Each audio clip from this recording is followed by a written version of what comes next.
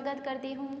आज की हमारी हिंदी की क्लास में हम कक्षा 6 में हमने गद्य 8 राजा का हिस्सा यह हमने अगली लेक्चर में देखा था। जहाँ से हमारा अधूरा है विद्यार्थी मित्रों, वहीं से आज हम देखेंगे। तो आप अपनी जो नोटबुक है, अपनी पुस्तक है, वह निकाल के रखें।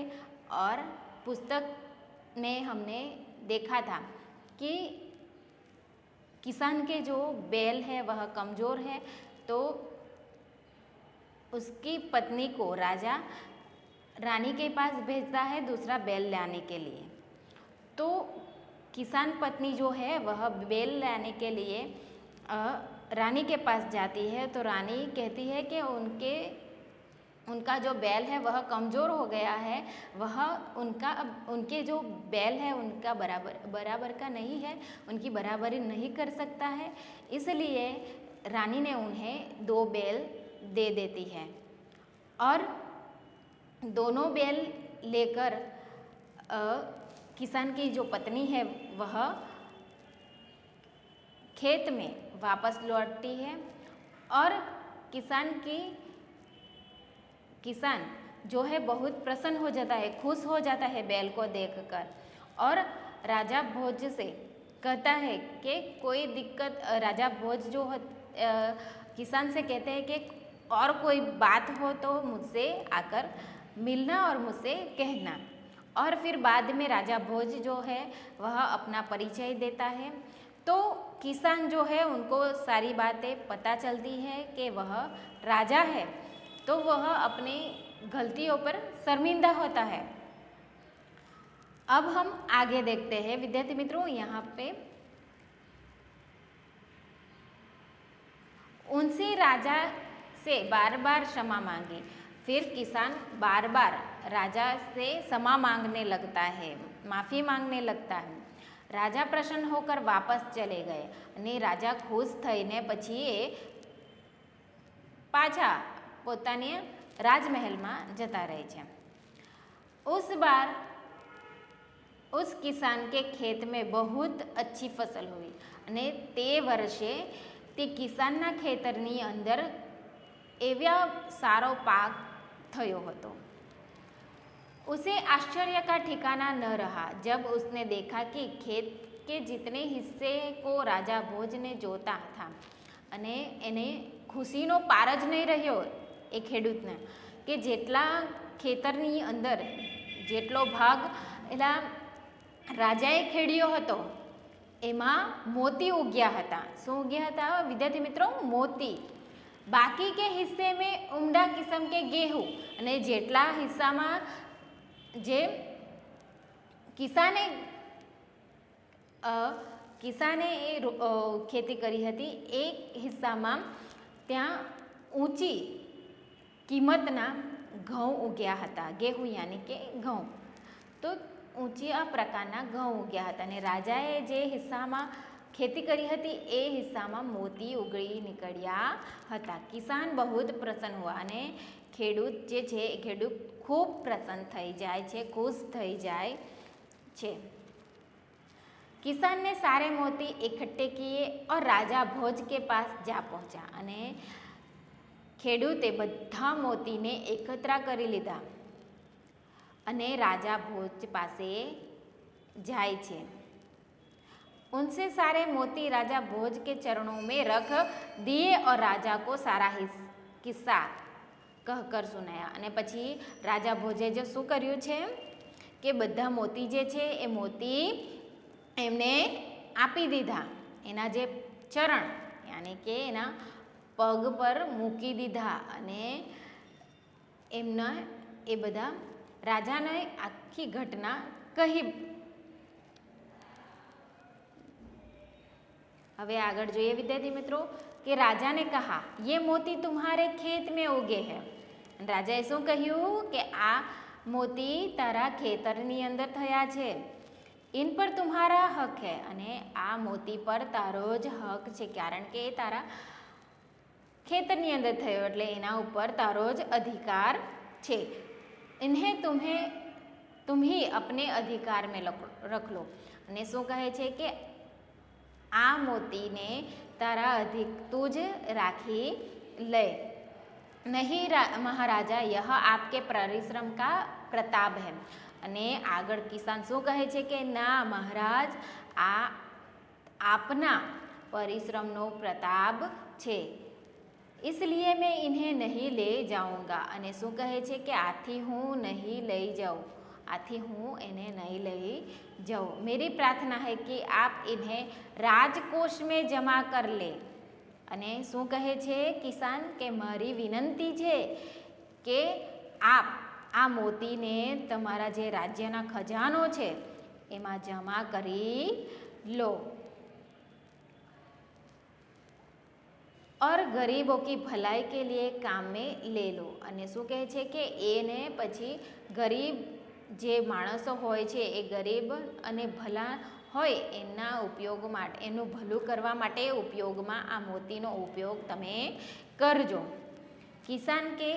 કિસાનને પ્રાર્થના કી, ખેડૂતે પ્રાર્થના કરી. किसान की बात सुनकर राजा बहुत प्रसन्न हुए और उन्होंने मोती स्वीकार कर लिए. અને એમની વાત સાંભળીને, ખેડૂતની વાત સાંભળીને રાજા ખૂબ પ્રસન્ન થઈ ગયા અને તેની વાત સ્વીકારી લીધી, મોતીનો સ્વીકાર કરી લીધો. તો વિદ્યાર્થી મિત્રો આ જે છે રાજા કા હિસ્સા, તો હવે વિદ્યાર્થી મિત્રો આ પાઠ અહીંયા પૂરો થાય છે. તો આપણે એના જે શબ્દાર્થ છે અહીંયા, એ શબ્દાર્થ તમારે પાકી નોટબુકમાં લખવાના છે. હવે આપણે એના જે પ્રશ્નો છે એ આપણે જોઈ લઈએ कि निम्नलिखित प्रश्नों के संवाद किसने किसको कहा है और क्यों कहा है. તો અહીંયા જે સંવાદ છે કોને કહ્યો છે એ તમારે લખવાનું છે કે ભલે આદમી तुम यह आचरण अत्याचार कर रहे हो, भला यह स्त्री को कहीं हल में जोता जाता है. તો આ વાક્ય કોણ બોલે છે? તો આ વાક્ય તમારે શું જવાબ લખવાનો છે કે यह वाक्य राजा भोज ने किसान से कहा है क्योंकि उसने हल में एक बैल की जगह दूसरे की जगह, एक बैल जोता था, दूसरे की जगह उन्होंने अपनी स्त्री को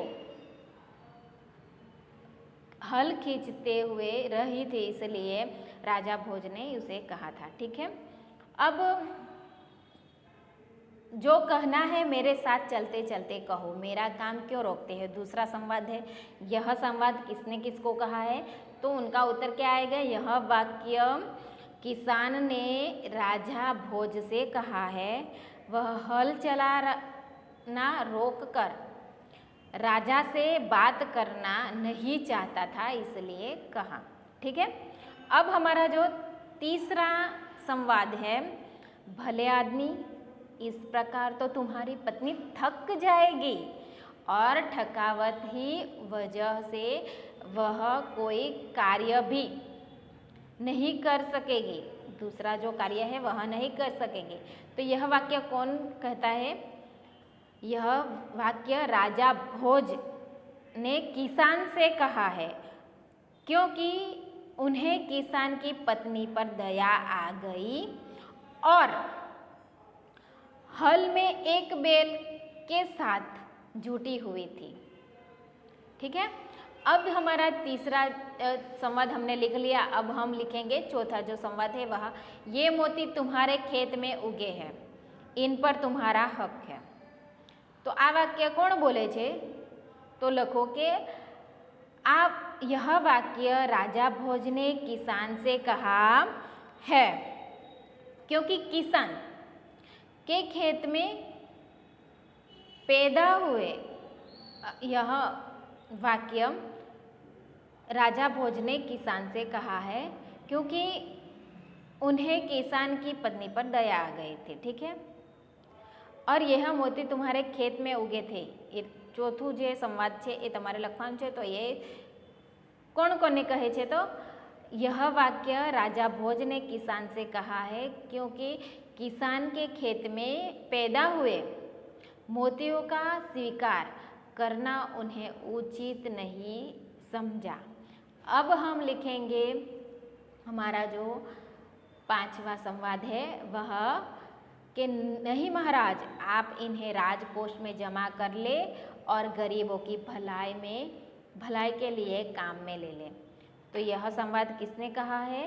तो यह वाक्य किसान ने राजा भोज से कहा है, क्योंकि मोती राजा के परिश्रम से ही उसके खेत में उगे थे, इसलिए उन मोतियों पर किसान का हक नहीं था।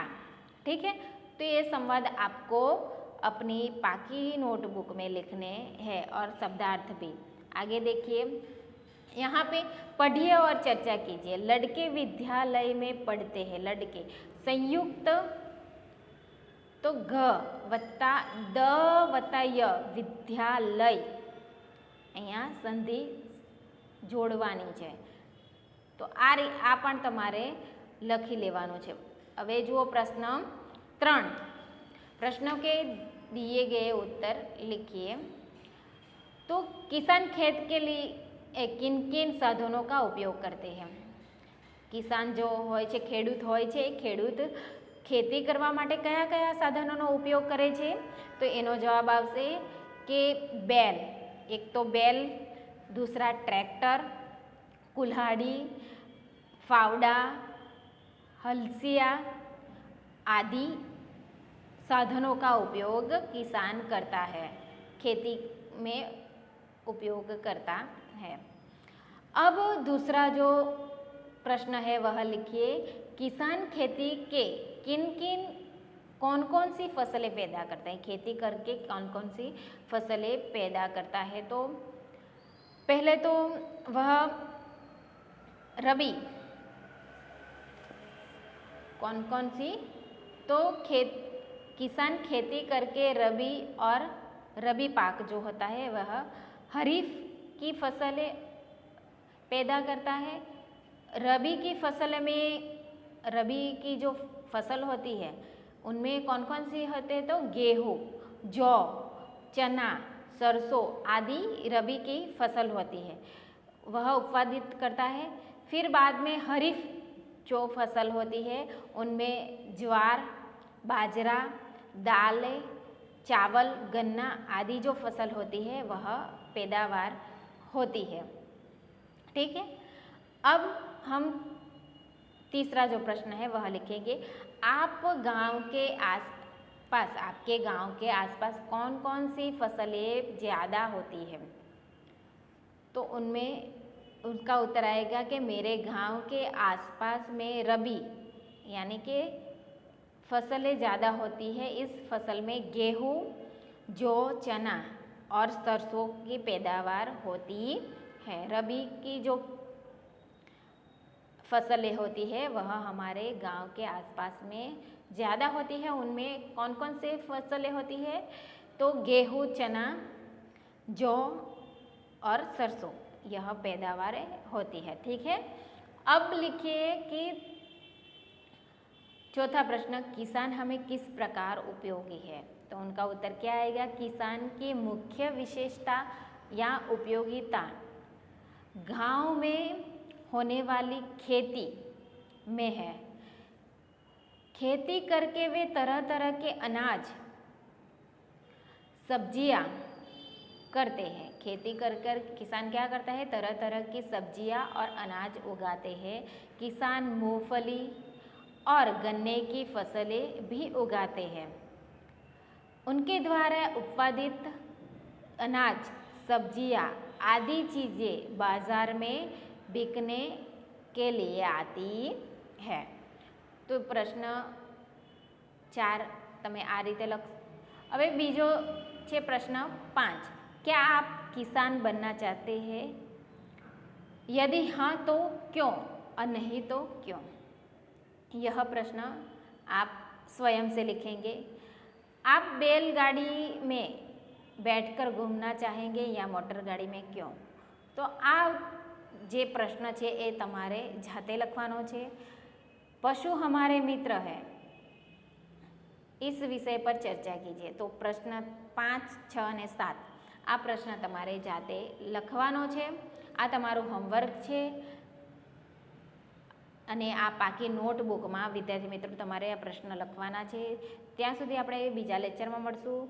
ત્યાં સુધી જય હિન્દ, જય ભારત, અસ્તુ.